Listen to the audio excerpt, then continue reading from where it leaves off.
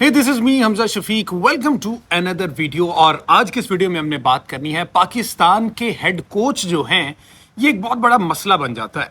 हर series के बाद कोई ना कोई हेड कोच चेंज करना पड़ता है, क्योंकि पिछला वाला जो है उसके नखरे बढ़ जाते हैं या फिर उसकी परफॉर्मेंस इस तरह से होती है कि उसको कंटिन्यू नहीं किया जा सकता। सिवाय मिकी ऑर्थर के और कोई ऐसा कोच मेरे ज़हन में नहीं आ रहा जो मुसलसल पाकिस्तान के साथ 2-3 सीरीज से ज्यादा चला हो। अब खबरें ये आ रही हैं कि 3 ऐसे तगड़े कैंडिडेट हैं जो पाकिस्तान के हेड कोच बनेंगे। वो 3 नाम कौन से हैं वो मैं आपको बताता हूं।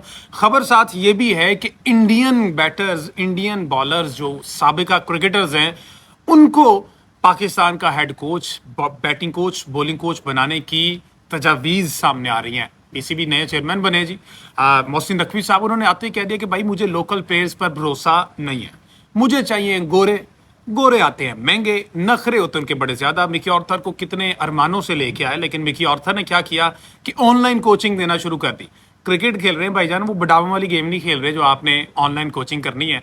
बहरहाल वो उनकी मान ली गई। इतने डॉलर, लाखों डॉलर उनके महीने की सैलरी थी, उसके बावजूद मिकी ऑर्थर जो है वो खलीबली हो गए। अब जो है खबर ये आ रही है, 3 बड़े नाम है जो पाकिस्तान के हेड कोच हो सकते हैं।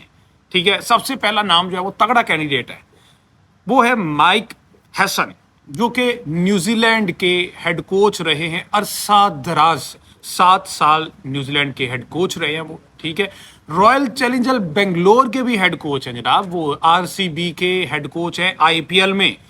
अब आरसीबी की परफॉर्मेंस आपको पता है, एक भी टाइटल नहीं जीती। ठीक है, मेरा ख्याल 17वां एडिशन होने लगा, एक भी टाइटल आरसीबी नहीं जीता, तो उसके हेड कोच भी हैं। इधर से पीएसएल की अगर बात कर ली जाए तो पीएसएल में इस्लामाबाद यूनाइटेड के हेड कोच है।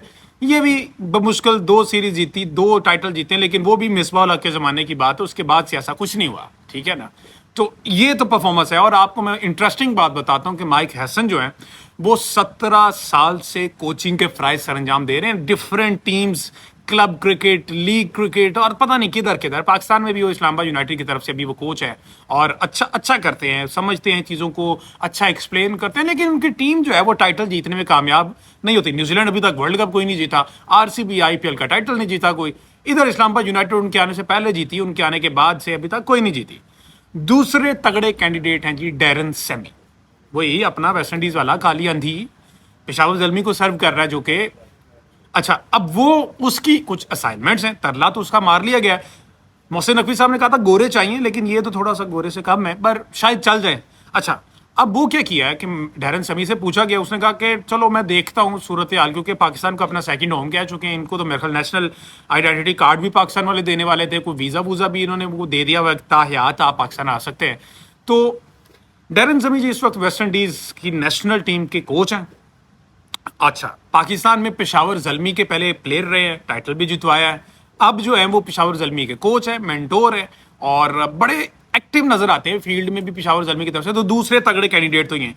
अब इन सबसे जो तगड़ा कैंडिडेट है ना, सबसे तगड़ा, जो कि तकरीबन 90%, 95% कंफर्म है, सिर्फ साइन होना बाकी है और कुछ एग्रीमेंट करने हैं, वो है जी शेन वॉटसन।